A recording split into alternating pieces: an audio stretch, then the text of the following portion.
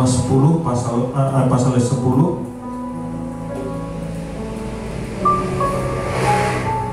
ayat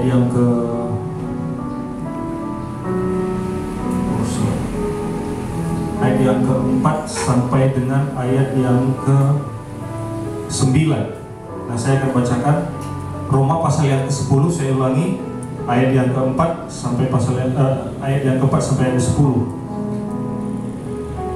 Sebab Kristus adalah kegenapan hukum Taurat, sehingga kebenaran diperoleh tiap-tiap orang yang percaya.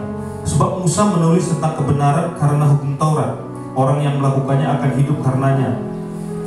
Tetapi kebenaran karena iman berkata demikian, jangan katakan di dalam hatimu, siapakah akan naik ke sorga, yaitu untuk membawa Yesus turun, atau siapakah yang akan turun ke jurang maut, yaitu untuk membawa Kristus naik dari antara orang mati. Tetapi apakah katanya ini, firman itu dekat kepadamu, yakni di dalam mulutmu dan di dalam hatimu. Itulah firman iman yang kami beritakan.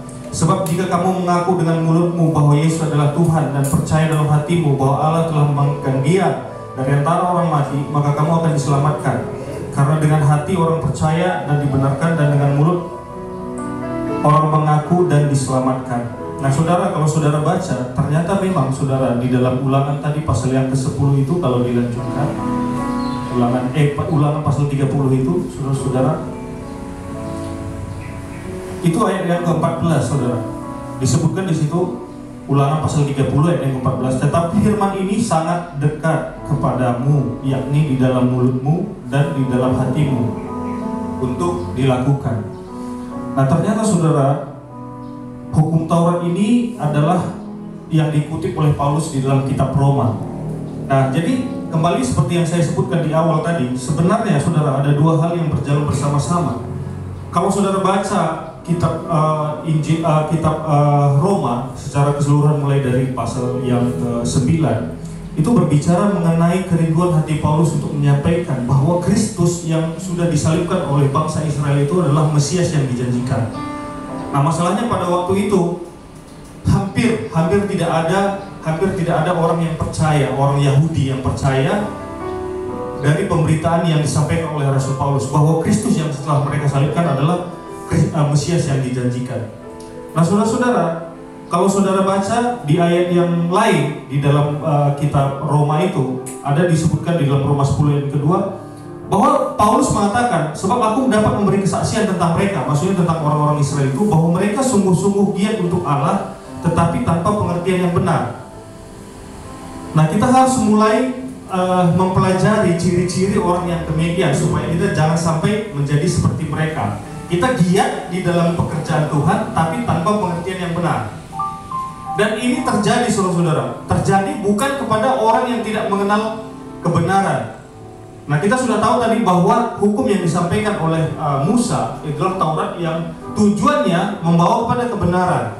Tetapi ternyata, nah, kita ketahui bahwa orang-orang Israel itu melakukannya tanpa pengertian yang benar. Nah, ciri-cirinya, saudara-saudara, ciri-cirinya orang yang demikian, jika kita sudah merasa diri kita mulai semakin berohani dan semakin kudus, tetapi kita semakin mudah menghakimi orang lain, semakin mudah menuduh orang lain. Nah, kita termasuk orang-orang yang mendirikan kebenaran diri sendiri, termasuk orang yang melakukan kegiatan-kegiatan keagamaan tetapi tanpa pengertian yang benar. Nah, kenapa saya berkata demikian? Kita ketahui orang-orang Farisi, mereka sangat mudah mengatakan, mereka berdoa di persimpangan jalan. Mereka mengatakan, saya berpuasa berapa kali hari sehari dan saya tidak melakukan ini, tidak memungut cukai, tidak ini, tidak.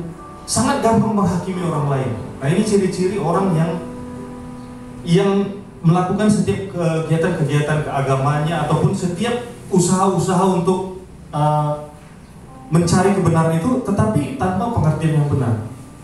Nah, saudara, kalau kita mulai mengarah ke sana, sudah mulai lebih gampang menghakimi daripada mengasihi, sudah mulai merasa lebih benar, sudah mulai merasa lebih kudus, dan mulai merasa lebih oke daripada orang lain. Nah, percayalah saudara, kita mulai mengarah kepada orang-orang tanpa pengertian yang benar itu. Nah, jadi saudara, tapi pengertian yang benar pun tanpa melakukannya itu sama juga dengan iman tanpa perbuatan. Jadi kedua hal ini berjalan bersama-sama. Dan sebenarnya ini adalah bukti bahwa Alkitab yang kita punya ini adalah firman Tuhan.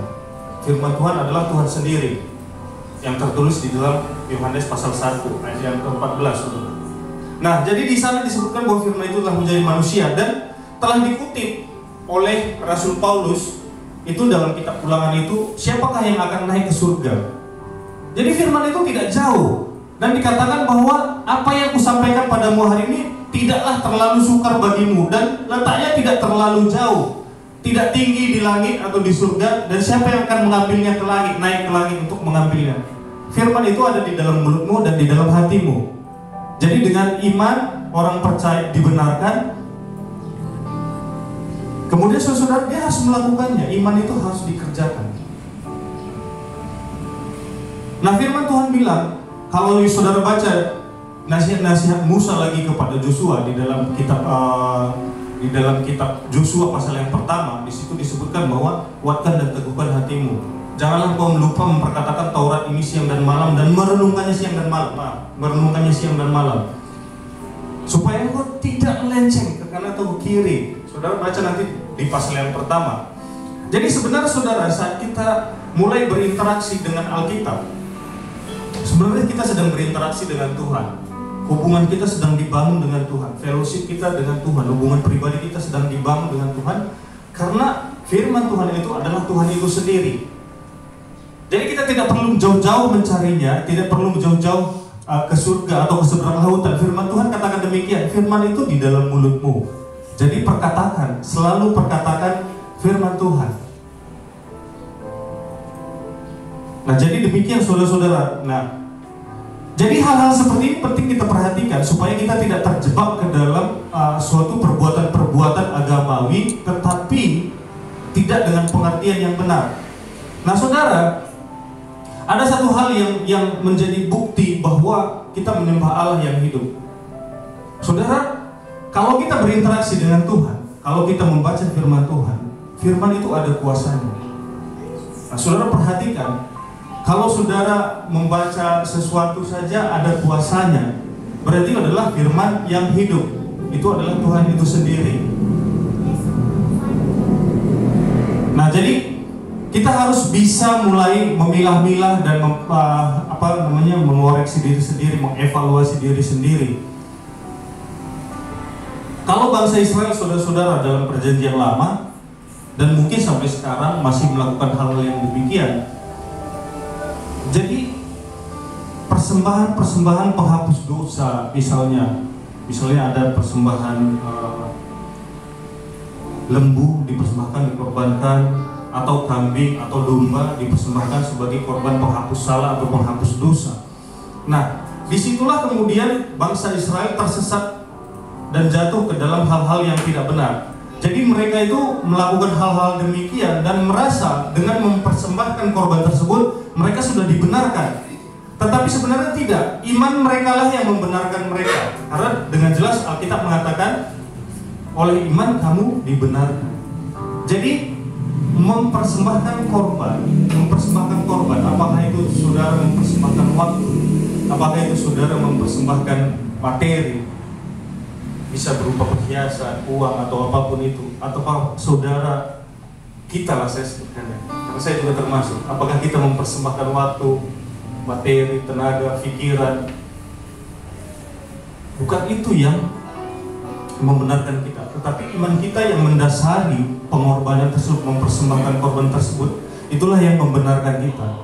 Nah, jadi kembali kepada dua hal yang tadi saya sebutkan. Pertama, berjalan bersama-sama. Itu yang disebutkan oleh Rasul Paulus.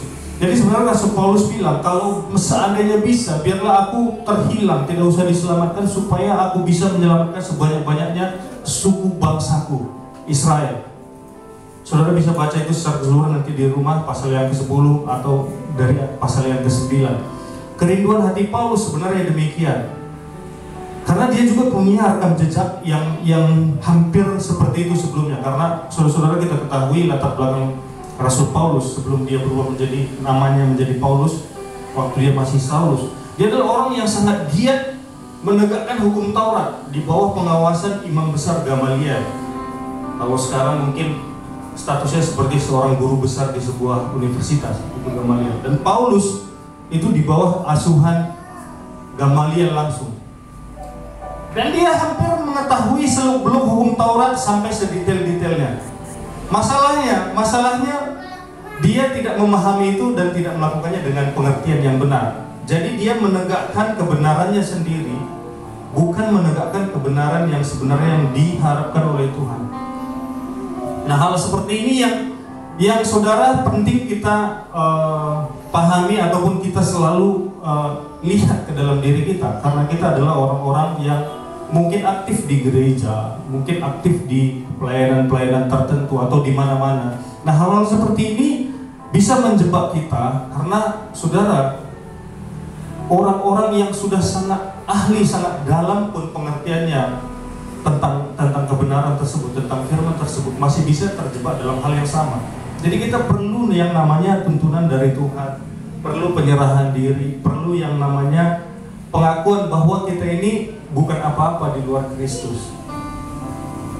Jadi pengertian-pengertian ini harus kita tanamkan sekeras-kerasnya ke dalam diri kita, supaya kita jangan terjebak ke dalam hal-hal yang saya sebutkan barusan.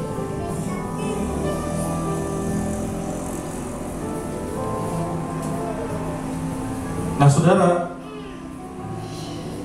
beberapa kali saya sempat jatuh bangun di dalam kehidupan iman saya sendiri, saya pribadi.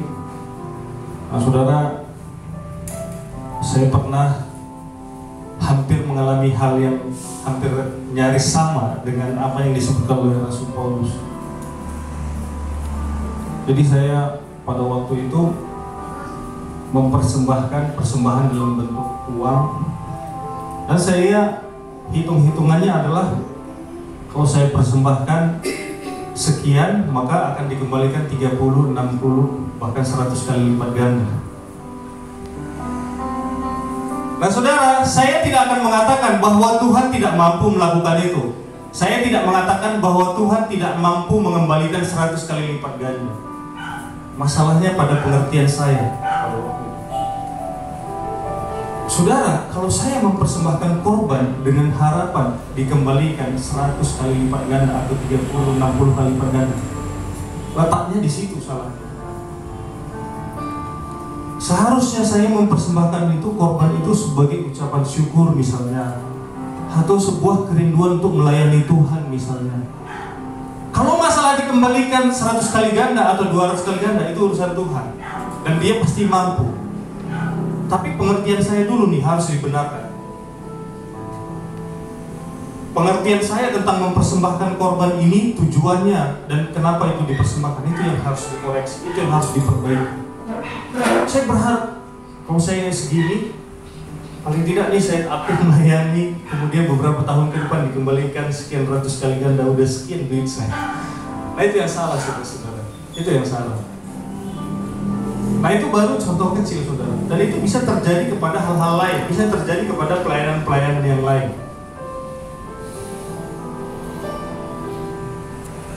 Nah, saya pernah menyinggung tentang statistik.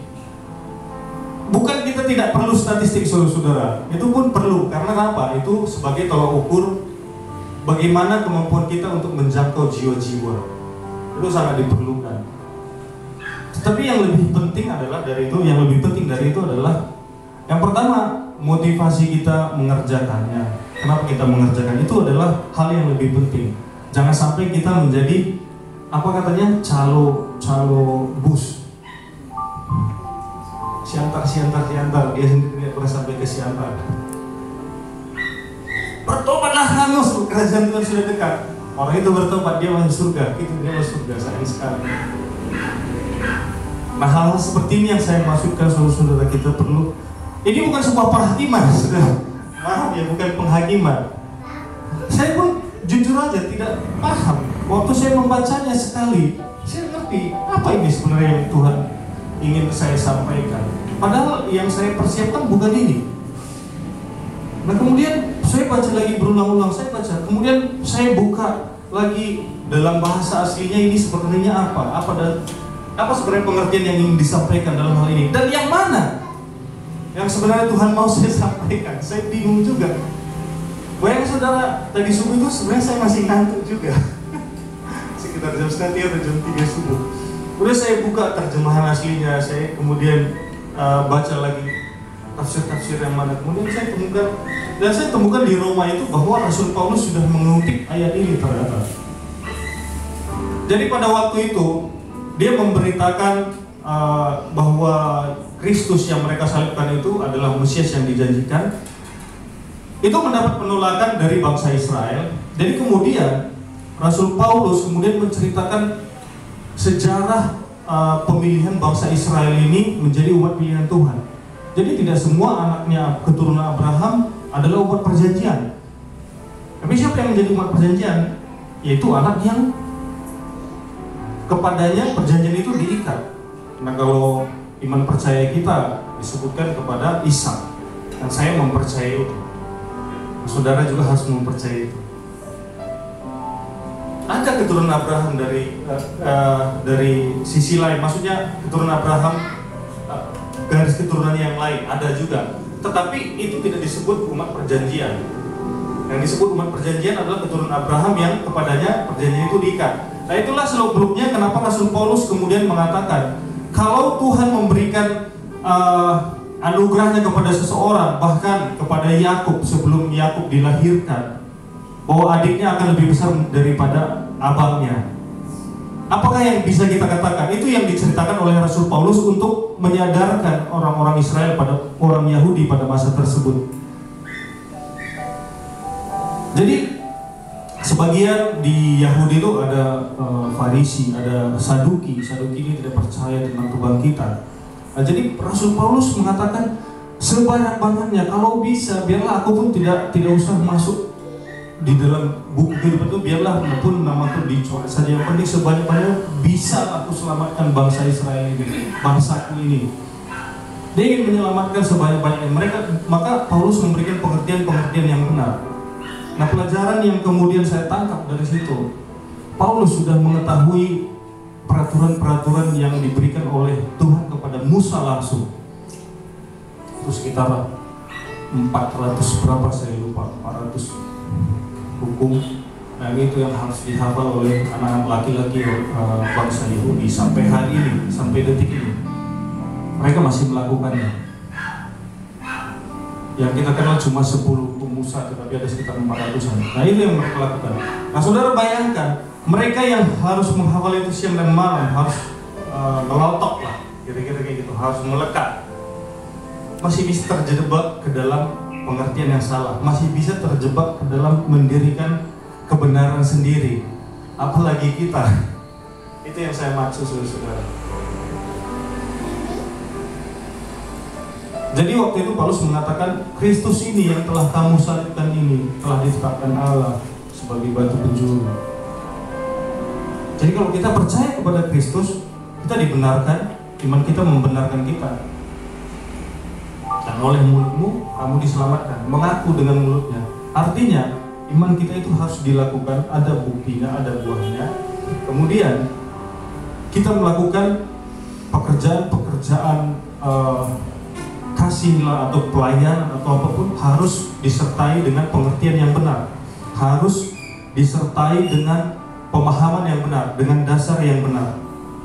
Nah, dua hal ini yang harus kita perhatikan dalam kehidupan sehari-hari kita, terutama kita yang aktif dalam pelayanan-pelayanan, supaya saudara-saudara, ini jamnya yang benar yang mana ya? Maaf. Ya, salah. Jam 9. Saya takut terlalu lama, saudara. Nanti saudara bosan. Terlalu lama, ini orang terlalu lama. Saudara jadi bosan sama saya. Sama saya bosan nggak apa-apa ya, sama firman Tuhan yang bahaya. Saudara bosan sama firman Tuhan itu yang bahaya, saudara. Nah, jadi saudara,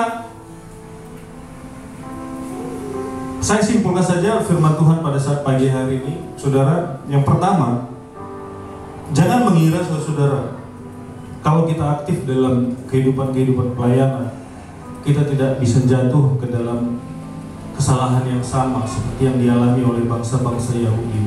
Oleh bangsa Yahudi, bukan bangsa-bangsa Yahudi, oleh bangsa Yahudi. jangan mengira kita tidak bisa jatuh dalam hal yang sama. Jadi sebenarnya kebenaran itu, firman itu tidak jauh. Hukum yang kuberikan padamu hari ini tidaklah terlalu sukar bagimu. Artinya, apa yang dibebankan Tuhan, sebenarnya bukan dibebankan, apa yang ditetapkan Tuhan untuk kita kerjakan itu bukanlah suatu hal yang terlalu sukar bagi kita untuk dilakukan. Apa sebenarnya yang diminta pada itu? Yaitu mengaku dengan iman di dalam hati. Kemudian apa katanya mengaku dengan kita baca saudara. Ayat yang ke-9, Roma 10 ayat yang ke-9. Sebab jika kamu mengaku dengan mulutmu bahwa Yesus adalah Tuhan dan percaya dalam hatimu bahwa Allah telah membangkitkan Dia dari orang mati, maka kamu akan diselamatkan. Jadi itu sebenarnya bukan perkara yang terlalu sulit bagi kita untuk dilakukan. Itu maksudnya saudara di dalam Ulangan itu. Hukum itu digenapi di dalam Kristus. Kalau saudara baca di dalam Roma itu, kitab Roma pasal 10, Kristus adalah kegenapan hukum Taurat. Jadi hukum yang diberikan kepada Musa pada waktu mereka keluar dari tanah Mesir itu penggenapannya di dalam Kristus Yesus. Dan hukum itu, kebenaran itu, firman itu tidak jauh. Itu ada di dalam mulut kita, di dalam hati kita, dan di dalam hati kita. Jadi mengaku dengan mulut kita bahwa Yesus adalah Tuhan dan percaya di dalam hati bahwa Dia telah membangkitkan Dia dari Tuhan telah membangkitkan Dia dari antara orang mati, maka kita akan diselamatkan. Dan itu bukanlah hal yang terlalu sukar untuk dilakukan. Nah, masalahnya kita memang hanya harus sering-sering mengevaluasi diri, memperhatikan ciri-ciri yang sudah saya sebutkan tadi, memperhatikan ciri-ciri orang yang terjebak di dalam mendirikan kebenaran sendiri itu.